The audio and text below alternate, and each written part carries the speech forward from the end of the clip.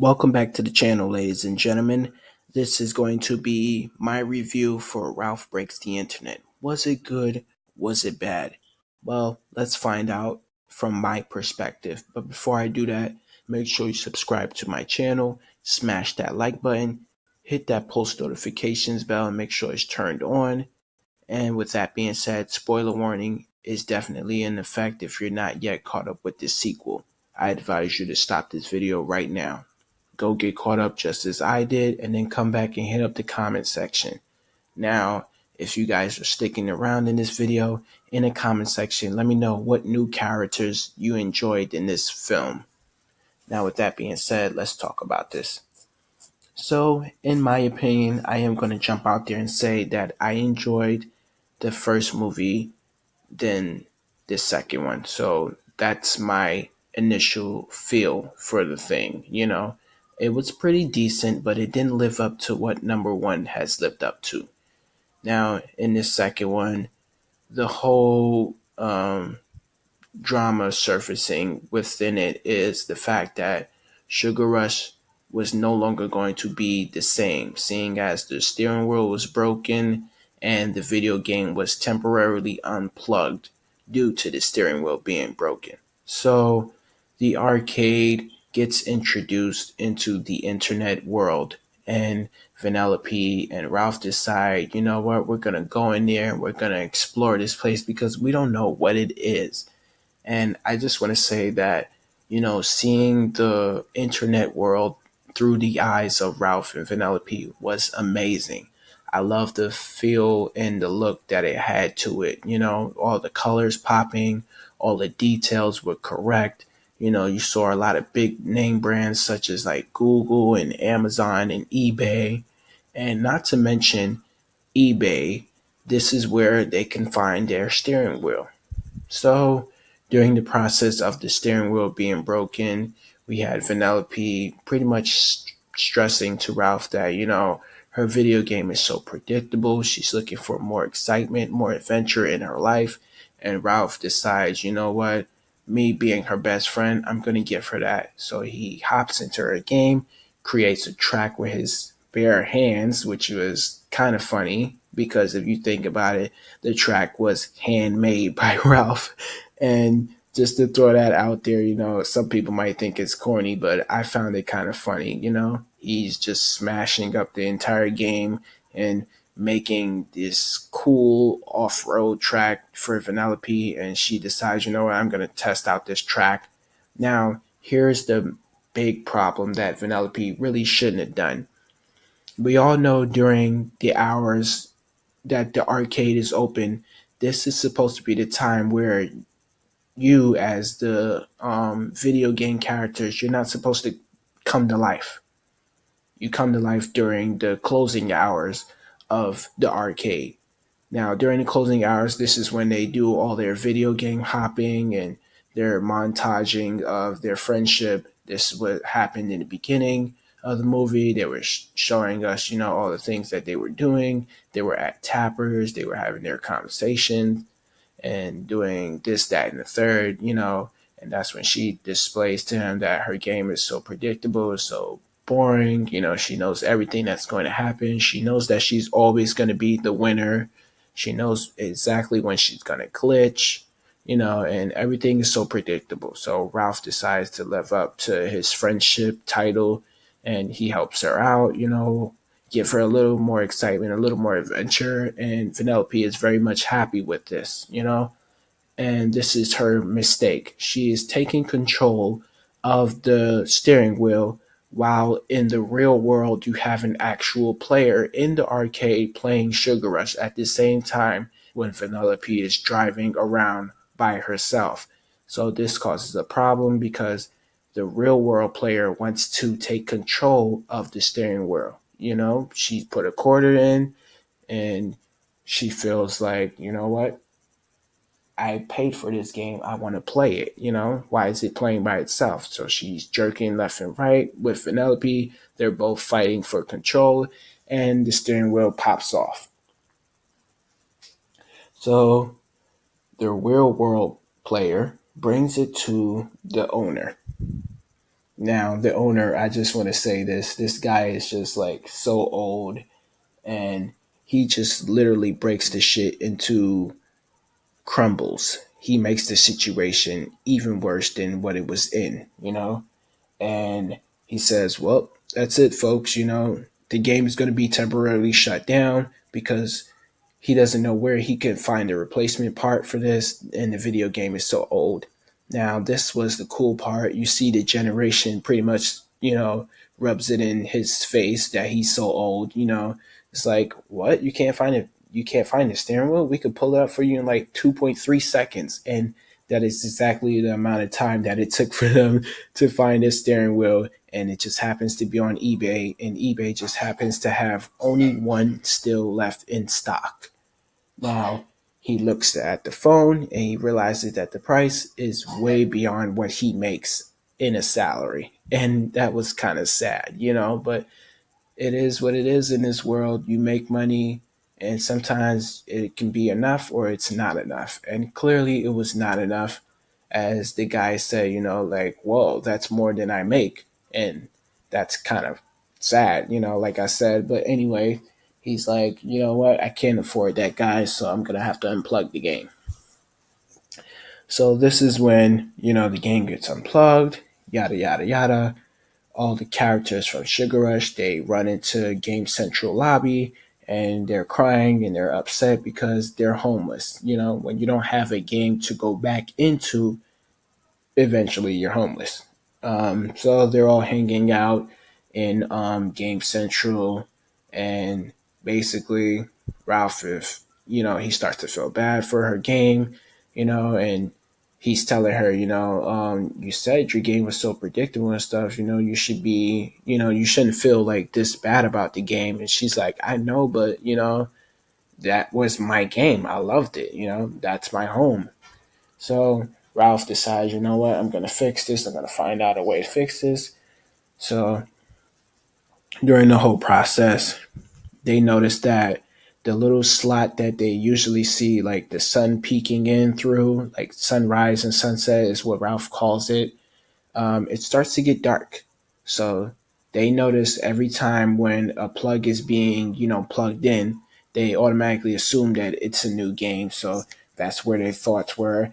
And you already know their minds were wandering because they're going to just already say, oh, a new game's coming in. I wonder what it's going to look like. And, they already have this thought, we're going to jump up in there because that's what they do. They video game hop, you know?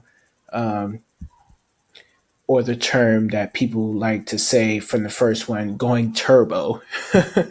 Now, we haven't seen turbo since the whole, going into the light situation. So I'm assuming that he's done for. I don't think we're going to see him in a future film. But anyway, they see that Wi Fi is plugged in. Ralph and Vanellope don't know what it is. Sonic kind of fills them in on what Wi Fi is. They kind of question it, like, how do you know what Wi Fi is? Now, that was kind of like a little Easter egg. Now, I could be wrong about this. Let me know in the comment section. But the fact that Sonic was kind of, telling them basically what Wi-Fi is kind of an Easter egg in itself, because we all know that Sonic, when it came out, it was originally for the consoles, but after that, Sonic was like pushed to the internet, so everyone was able to play the classic Sonic on the internet and access it through the internet back in the early 2000s, because I definitely do know that I was one of those playing Sonic in class and stuff like that, when I was younger. Specifically on a website called, I think it was Underground Games or something like that. I do remember another website, I think it was For David or something like that. But you guys know those websites that has the classic old games, and this was one of those websites that I was playing Sonic on. So that's the point that I was trying to make, a little Easter egg here and there, because Sonic was an online game after the console thing, you know. Basically, as time progresses, we all know that these consoles and these old games, they become rare and hard to find, and some of them they don't even work anymore, So that's the reason why some of these games are available on the internet and you have access to play them. But anyway, they decide we're going to go up in there and see what this whole Wi-Fi has to offer. And I just want to say, soon as they enter there, a flash of light comes on. This is the owner pretty much doing the Wi-Fi initial setup. So then they go online. They're being beamed into this like tube. I guess this is the tube where you shoot your data through. Now, it was kind of funny because Ralph is such a big character and he was shoved into like this little bite-sized pill capsule thing, and he breaks and pops his head through, and he's making all these weird faces. He's being, absorbed at a high speed, and it was hilarious to me. Um, and I do want to say that the movie had its funny moments. Um, So they enter the world of the internet, and I do want to say that I love the way the colors popped. They had all the details right down to the grain. And you saw like big name brands such as Google and Amazon and eBay. And speaking of eBay, that happened to be the one place that they had to go to find the steering wheel.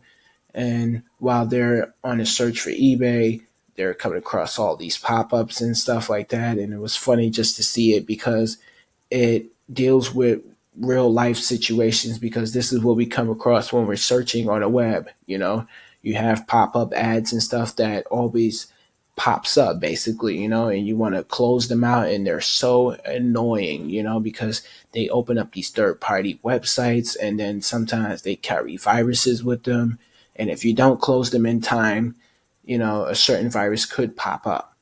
Um, but they come across one pop up, and this was so ironically funny because his name was Scamly, and it was the word scam in his name. And I don't know why Vanellope and Ralph didn't pick up on it, but it was pretty funny.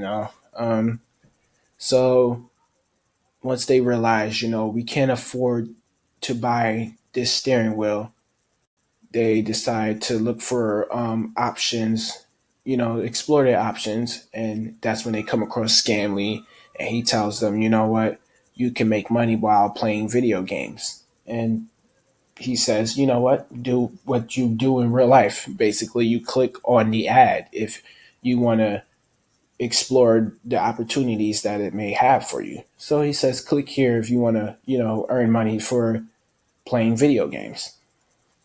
But before we go into the whole clicking of the pop up, we do notice that, Ralph and Vanellope, they had this funny scene where they are at the eBay, page, and they're bidding, but they don't know that they're bidding. They're just saying random numbers. They're trying to outbid the real world searchers online. Basically, you've seen all these like little avatars and stuff walking around. These are the actual real world people out there, making searches and purchases and stuff online and playing games and etc.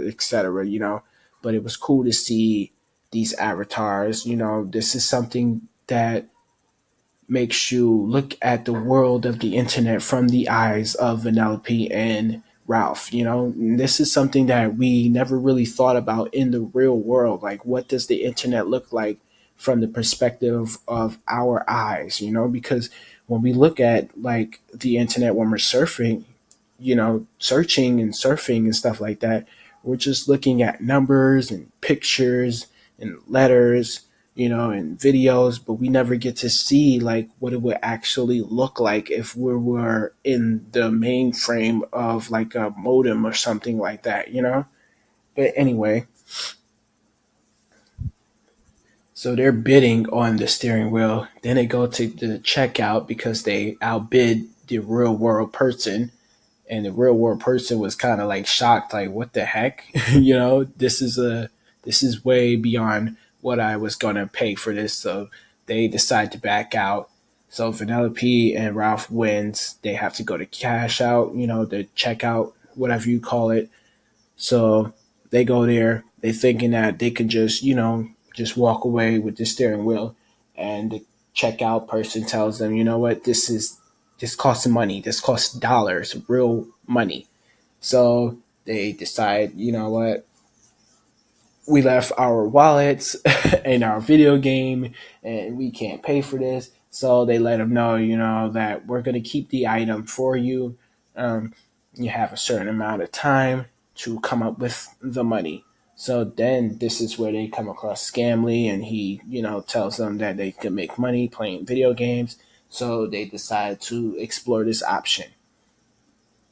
So Scamby gives them basically, all these little miniature tasks to do that doesn't really bring in major money, but this is the opportunities that he had to offer them to make something that was quick. This is quick money that can be made, and they're looking for something even bigger. So he tells them, I do have something that is worth, more than the usual, I guess. So you have to find Shank's car and bring it back to him, and you will be compensated, basically.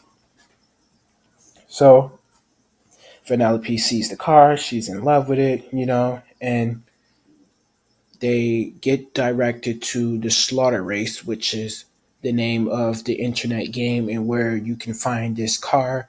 And basically, everyone that is searching for this car, has a chance to win this money. So this is where the problem begins for Ralph and Vanellope, because they aren't aware that they will have to, go up against the real world players again. They have to find his car first and deliver it to Scamly, and Scamly will deliver it to whoever he delivers it to, get the money, and then the money will be given to Ralph and Vanellope. And that's how the situation would go. So they enter the Slaughter Race world, and this place just looks so badass and so cool, but it also at the same time, it doesn't look cool to Ralph. It looks very dangerous, and he's worried about the safety of Vanellope, in this game. And she just tells him basically like, this is what I've been looking for, because this is a different kind of racing game. And while they're in this slaughter race, everything that's going on in the background is just tremendous and atrocious. You see a freaking shark come out of the sewer inside the manhole in the middle of the street to eat a dog, and that was just like beyond crazy. There was explosions, bridges collapsing, cars being airborne. And it was just a mess. And Vidalpi was just in love with this. But anyway, they come across the car, and there are actually real world players, trying to steal the car at the same time. They get busted by Shank and her crew. Now, Shank is also voiced by Gal Gadot. Now, I always say her last name wrong, but you guys know who Gal Gadot is, or if you don't know, she plays Wonder Woman.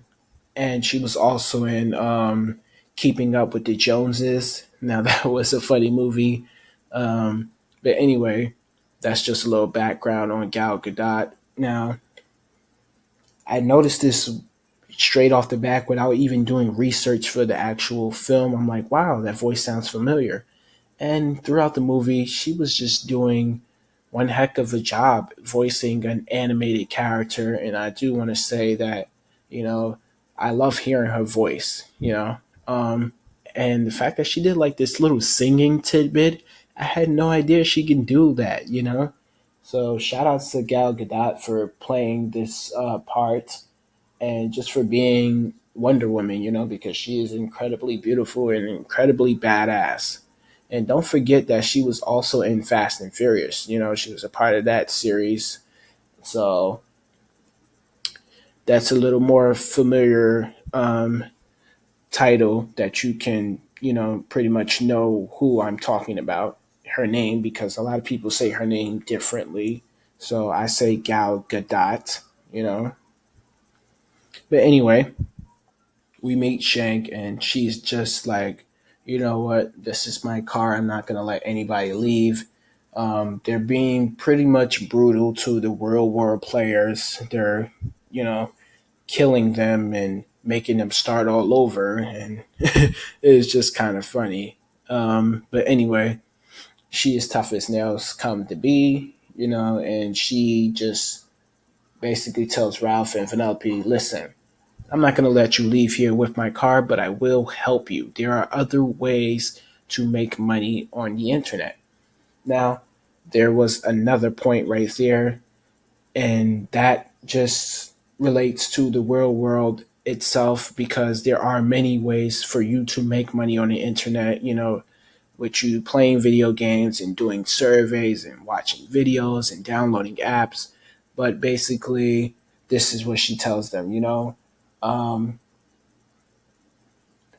I'm going to make a video, and this video will help you get viral, and you can make money off of this, So she decides to make a funny video, and with her popularity, it was able to blow up,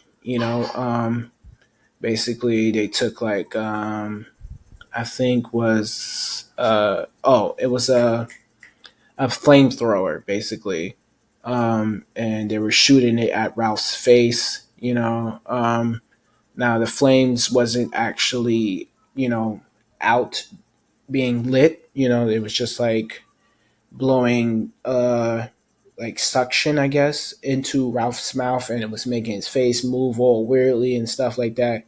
And she recorded this footage on her phone and she sent it out on the web, and then it's just started to get a bunch of hits right then and there, and she just tells them, now you're trending.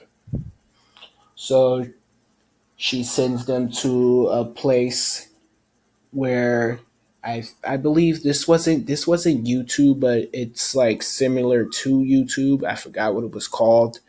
I think it's called Buzz something. I don't remember exactly what it was called. You guys can write it down in the comment section, but you get the gist of what I'm trying to say. It was similar to YouTube basically. So they sent them there, and upon taking this trip, they're like, wow, that was quick how I'm trending, Ralph is trending on the internet. Like, this is something that's hilarious. And the real world people are starting to react to it. As you can see, there was a scene where a couple of office workers, in their cubicles were looking at their computers, and you could tell that they were, stressed out from the workday. So one guy is looking at a video and he sees Ralph there, and he, shares it to somebody else, and he gives it a like, this, that, and the third. And that's when Ralph really starts to blow up. So this is where the movie takes off. During their whole montage, Ralph is, doing what it takes to get Vanellope's steering wheel for her game. So he decides to participate in anything that is trending right now. So he did these cooking videos. He did all these, self-hurting accident things. He made memes. He did GIFs. He did everything that was possibly trending, and he was getting likes and stuff. But then after a while, people was tired of seeing the videos from Ralph because, the thing about when you're trending, you don't trend for as long as you think you will. Some things just happen in a quick flash, in a quick second. So he basically stopped getting views and likes and stuff like that. So he tried to force it on people. They had to, kind of promote it on different websites and stuff like that.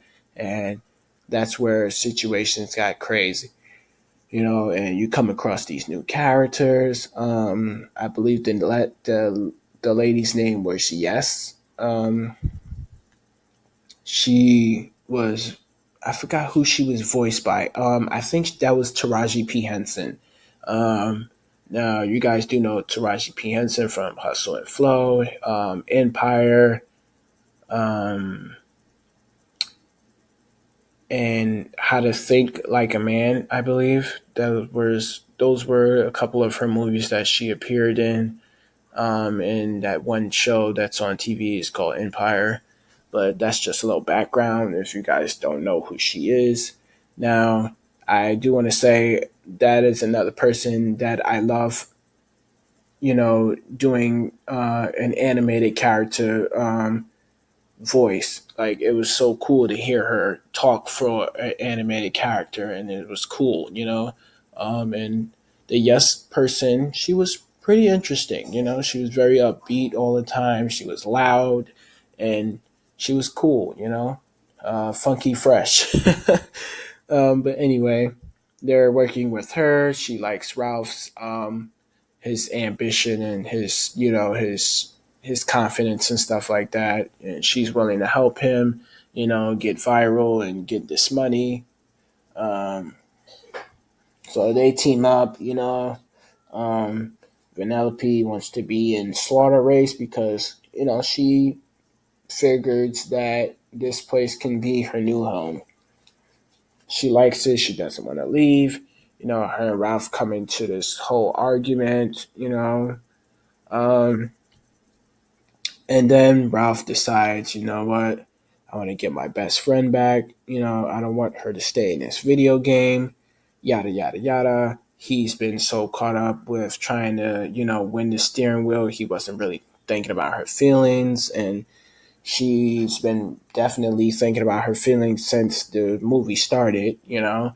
And she just felt like Slaughterhouse is so different, it's so unpredictable because you never know what's really going to happen.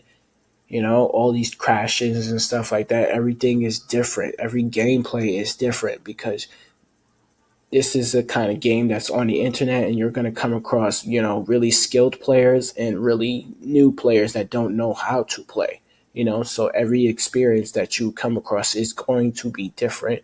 Boards were different and stuff like that. The gameplay was definitely more mature, and this is the kind of environment that Vanellope want to be in. So she's just like, why can't this be my home?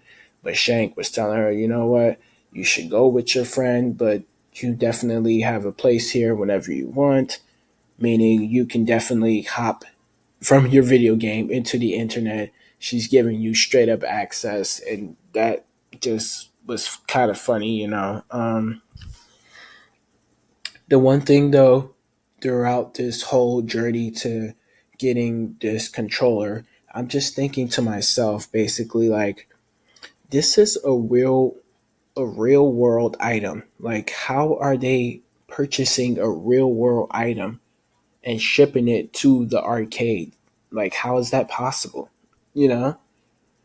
Because it should have had the owner basically inside of the internet. They should have had his avatar going around and doing all this stuff to get the steering wheel because we all know he should have been the one to make the attempts to get the steering wheel. So in the end, he kind of takes credit for it, because it appears out of nowhere,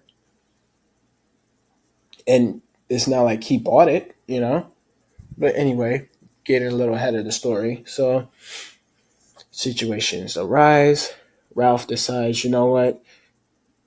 I'm going to make the game predictable. I'm going to make it, such a violent game in where she doesn't feel safe, and I'm going to get her out of there.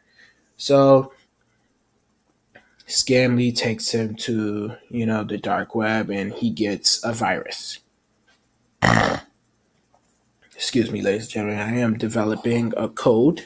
So basically he gets this virus, and the virus is only supposed to do one thing, but the virus does many other things, and it starts to take down the entire internet, causing a Ralph invasion, causing a Ralph takeover, excuse me. and this Ralph virus is spreading very fast throughout the internet, um, dismantling everything. And the Ralph virus pretty much is reflecting Ralph in a reality, because Ralph is being clingy to Vanellope. Like he's kind of selfish in a way, this, that, and the third. You get the whole situation that was going on.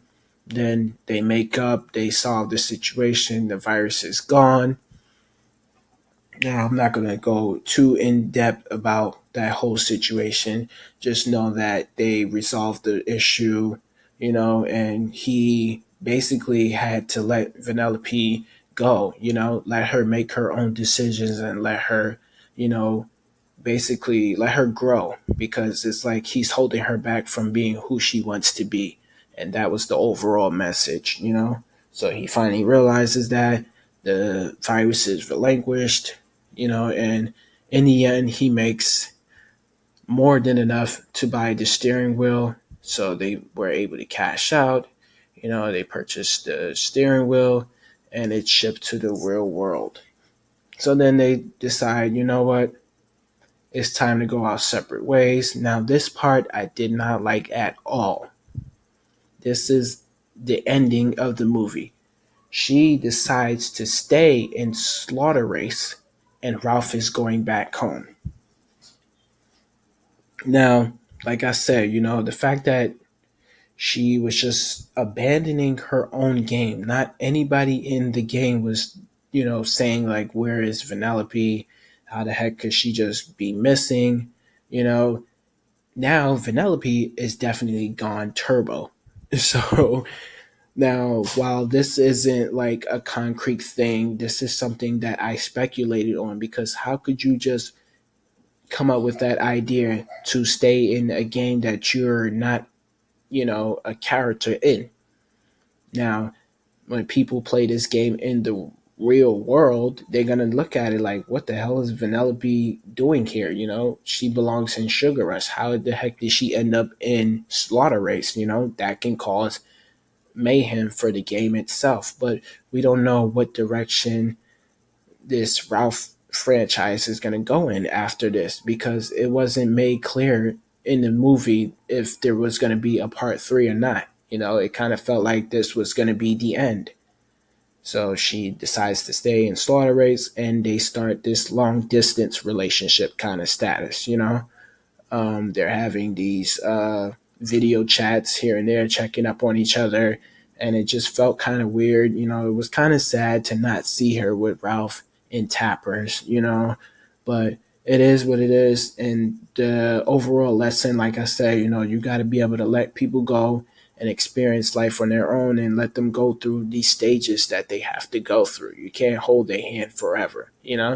And that's also like a parenting thing as well, because I did learn those lessons growing up, when I wanted to do things on my own, but I still needed my mom and my dad's help, so they still had to hold my hand until I was old enough. And once you become of age, your parents, they don't hold your hand anymore. You have to um, pretty much carry your own weight. And that was the overall message. So, like I said, this movie had a lot of good messages in it. The humor was pretty cool, but I still think overall the first movie was better than the second one. And I just didn't like that ending at all. It just didn't make sense to me for her to just stay in this game and not come back to her own game.